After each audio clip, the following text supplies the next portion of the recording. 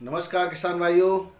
आज है 2 दिसंबर 2025, दिन मंगलवार और दिसंबर के पहले हफ्ते का दूसरा दिन। किसान भाइयों, कल हम आपको भाव नहीं दे पाए थे। किसान भाइयों, कुछ हमारे बंगाल के किसान भाई हैं या मध्य प्रदेश के किसान भाई हैं, वो जानना चाहते हैं कि उत्तर प्रदेश में कोल्ड कब तक चलते हैं। सामान्य तौर पर 31 अक्टूबर डेडलाइन होती है कोल्ड स्टोरेज बंद करने की, और विभिन्न परिस्थितियों में और कुछ कोल्ड जो है दिसंबर जनवरी तक भी चलते हैं। तो आगरा क्षेत्र और शमशाबाद शुकाबाद क्षेत्र के कुछ कोल्ड हैं, कतिपय गिने चुने, जो आगे तक चलते हैं। परंतु ज़्यादातर कोल्ड जो है उत्तर प्रदेश में 31 अक्टूबर को बंद हो जाते हैं। इस बार चूंकि आलू ज़्यादा था, निकल नहीं पाया था कोल्ड स्टोरेज से अक्टूबर में, तो 30 नवंबर तक सरकार ने आदेश जारी किए थे कि कोल्ड स्टोरेज चलते रहेंगे, और उस आदेश की अनुपालना में कुछ कोल्ड स्टोरेज 30 नवंबर तक चले। परंतु जिस तरह से परिस्थितियां बनी किसान भाइयों, अफवाहों का दौर जारी रहा। उधर जो बरसात से पहले का कुछ मात्रा का नया आलू आवक जैसे ही मंडियों में प्रारंभ हुई, उसको दिखाया गया, उसकी पोस्ट वायरल की गई, आलू की आवक के बारे में बताया गया, और कुछ यूट्यूबर्स ने दिखाया कि ये आलू आने वाला, वो आलू आने वाला है। कुछ आड़तियों ने, किसान भाई, सबसे जो इसमें देखिए, मुझे किस आलू की बिक्री करानी है वो मुझ पर डिपेंड करेगा कि मेरे पास जो ग्राहक आ रहा है उसको किस ओर मुझे डाइवर्ट करना है। तो कहीं न कहीं चूंकि आड़ती इस बार, सबकी नहीं कहूँगा, बहुत लोग बहुत अच्छे भी होते हैं, उन्होंने ग्राहक को नए की तरफ डाइवर्ट करना प्रारंभ कर दिया। चूंकि वो गुणगान पहले से ही करते आ रहे थे कि पुराना आलू जो है वो अब नहीं चलेगा, नया आलू आ रहा है। परंतु अभी तक, अब तो खैर चलो आने लगा है, लेकिन अभी इससे 30 नवंबर तक की अगर बात करें, इससे पहले 15 नवंबर से ही इसकी स्थिति खराब कर दी, लेकिन उसके बाद पूरा के पूरे 15 दिन उसकी स्थिति ऐसी रही कि कहीं वो न तो क्वालिटी का आया न क्वांटिटी में ही आया। परंतु उसके भय को इतना बना दिया कि पुराना जो आलू था कोल्ड स्टोरेज से, वो भय के कारण मंडियों, कोल्ड स्टोरेज खाली हो गए 15 नवंबर के बाद, और वो आलू मंडियों में 15 नवंबर के आसपास ही पहुंचना प्रारंभ हो गया। तो सारा का सारा आलू मंडियों में जमा हो गया, फड़ों पर जमा। अब किसान भाइयों, अब कोल्ड में आलू नहीं है। अब जो कोल्ड चल रहे हैं कुछ कतिपय, उनमें थोड़ा बहुत जो आलू उनके हिसाब से, वो तो हर बार रहता है और हर बार उनका दिसंबर जनवरी तक आलू बिक्री होता है, वो एक अलग बात है, वो कुछ संख्या में है। लेकिन ज़्यादातर कोल्ड तो भले ही 30 नवंबर तक चलने के सरकारी आदेश थे, परंतु उससे पहले ही लोगों ने खाली कर दिए। और जब कोल्ड खाली हो जाते हैं, 2-4-5 हज़ार पैकेट रह जाते हैं, तो उन पर मशीनों का कोई प्रभाव पड़ता नहीं है, और वो फिर आलू बाद का जो होता है वो खराब होने लगता है या जर्मिनेट होने लगता है। उस कंडीशन में जो किसान धैर्य भी रखते, वो भी अपना जो है आलू को मंडियों में फेंकने लग गए। इसका परिणाम आप सभी ने देखा, मंडियों को क्रश करा दिया गया। मंडियां जो है, न तो पुराना आलू ही बिक्री हो सका और नए आलू पर भी उसका प्रभाव पड़ा। तो किसानों का दोनों ही तरफ से दोहरी मार किसानों को झेलनी पड़ी। अब किसान भाइयों, कुछ लोग एक दूसरे पर दोषारोपण कर रहे हैं, परंतु आज हो सकता है उन्होंने कहा हो किसी यूट्यूबर्स ने कि ये भाव आएगा, वो भाव आएगा, परंतु उसने साल भर आपके लिए ही प्रयास किया, और उन्हीं के प्रयासों से भले ही उनका जो है भाव बताते रहे कि ये हो जाएगा, लेकिन उनकी मंशा किसान के हित में ही थी कि किसान के आलू को अच्छे से अच्छे भाव में बिक्री कराते रहे। अब किसान भाइयों, आपने साल भर, बहुत से किसान भाई उनका भी कहना है और हम भी यही कहते रहते हैं कि अभी आप 4-5 हिस्सों में आलू को डिवाइड करके रखें। 20% फसल पे बेच दें, 20% कोल्ड स्टोर खुलते हैं उस समय बेच दें, फिर 20% अपने हिसाब से जब भी भाव आते हैं तब बेच दें, और 20% दिवाली के आसपास। लास्ट में अगर आपको रखना ही है तो 5वां हिस्सा ही रखें रिस्क के लिए। ये हम शुरू से बताते आ रहे हैं, पहली बार नहीं, पिछले सालों से भी बताते आ रहे हैं। ऐसा जो लोग करते हैं वो कभी नुकसान के जो है, नुकसान उनको नहीं होता है बहुत। लेकिन अब कुछ किसान भाई ऐसे होते हैं, उनकी आवश्यकता भी होती है कि उनको रिस्क लेना ही लेना है, तो वो कभी कभी सारा आलू लेकर के बैठ जाते हैं। ऐसी कंडीशन में किसान भाइयों, फायदा होता है तो वो भी बम्पर होता है, और नुकसान होता है तो लुटिया पूरी से डूब जाती है। तो कुछ किसान भाइयों के साथ ऐसा हुआ है। हमारी संवेदना, हमारा दर्द उनके साथ है, हम उनके दर्द में सहभागी है, लेकिन उनको जो है किसी प्रकार का अफसोस नहीं करना चाहिए। उन्होंने रिस्क लिया था किसान भाइयों, लेकिन अब आगे के लिए अपना सतर्क हो जाइए और आगे अपनी रणनीति बनाते हुए और दृढ़ इच्छा शक्ति के साथ भविष्य को संभालने में आप लग जाइए, क्योंकि जो बिगड़ गया है उसको आप किसी तरह से संभाल नहीं सकते। लेकिन भविष्य को आप जरूर इनसे सबक लेके इन चीज़ों से संभाल सकते हैं। कभी भी किसी भी यूट्यूबर्स पर 100% ये कहें कि भाई ये कह रहे हैं तो भाव बढ़ जाएगा, तो वो कहाँ से कह रहे होंगे, कम से कम ये तो आपको अनुमान लगाना चाहिए। उनके पास भी सूचनाएं हैं और सूचना हमेशा सटीक आ जाए किसी के पास ऐसा संभव नहीं है, कहीं ना कहीं 19-20 हो जाता है। तो आपका अपना भी दिमाग और लगाना चाहिए। बाकी खैर भाग्य की जो है विडंबना है कि ऐसा हुआ है, कभी कभी हो जाता है।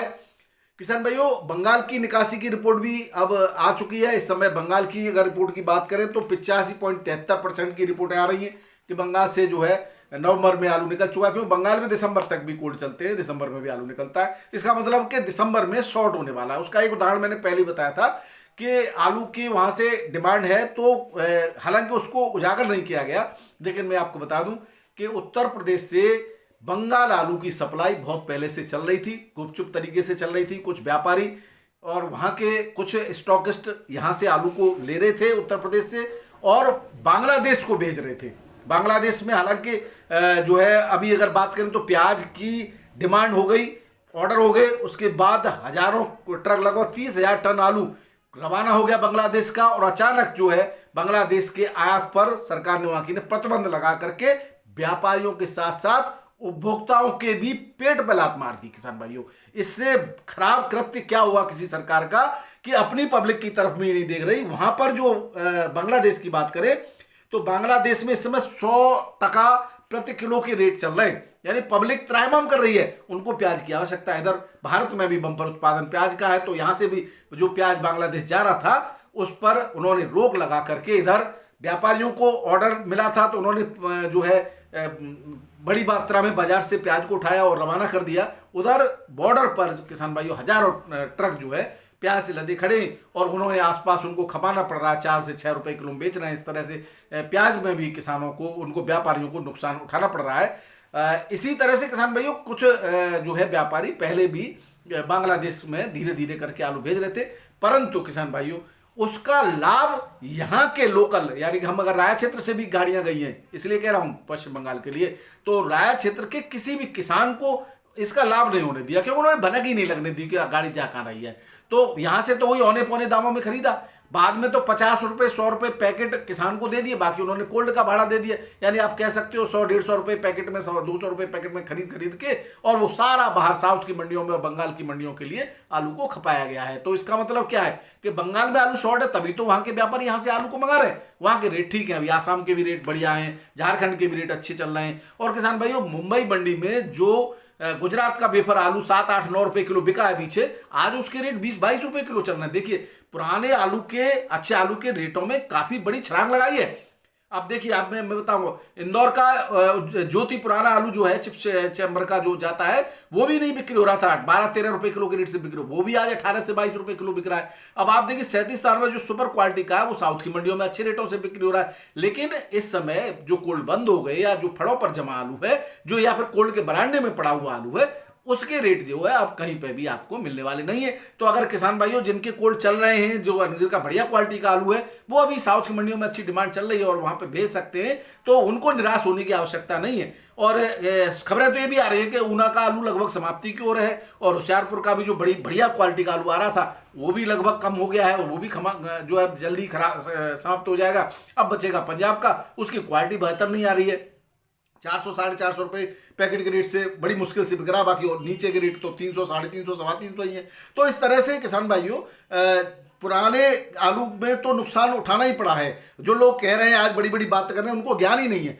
केवल जो गलती हुई है वो यही हुई है कि धैर्य खोने के बाद उधर तो नए आलू की जबरदस्त अफवाह उड़ाई गई कि नए आलू, अगर नए किसान, आलू के किसान भी थोड़ा और धैर्य रखते, केवल 7-8 दिन वो धैर्य रखते, 7-8 दिन के बाद शुरुआत कर देते, तो ये जितना भी आलू फड़ों पर जमा हुआ वो मंडियों में और उपभोक्ताओं में खप जाता, सारा का सारा निकल जाता और इनको भी अच्छे रेट मिलते। और जब ये खत्म हो जाता, फड़ों पर रखा डरा रहा है किसान भाइयों वो, तो वो नए आलू के रेट भी नहीं उठने दे रहा। जब नए के रेट उठते हैं तो वो आदमी अपने काम चलाने के लिए पुराना ले जाता है, कि वो फ्री से में मिल रहा है। तो कहीं ना कहीं पुराने आलू के भी रेट खराब करे इन लोगों ने और नए किसान भाइयों के भी पेट पर लात मार दी, उनकी लागत नहीं निकल रही। पुराने तो बर्बाद हुए, लेकिन पुराने वालों ने, चलो मान लेते, पहले बहुत से लोगों ने अपना लाभ ले लिया होगा, लेकिन नए आलू के किसानों की उम्मीदों पर तो जो है बिल्कुल जो है उनको खत्म कर दिया ऐसे लोगों ने।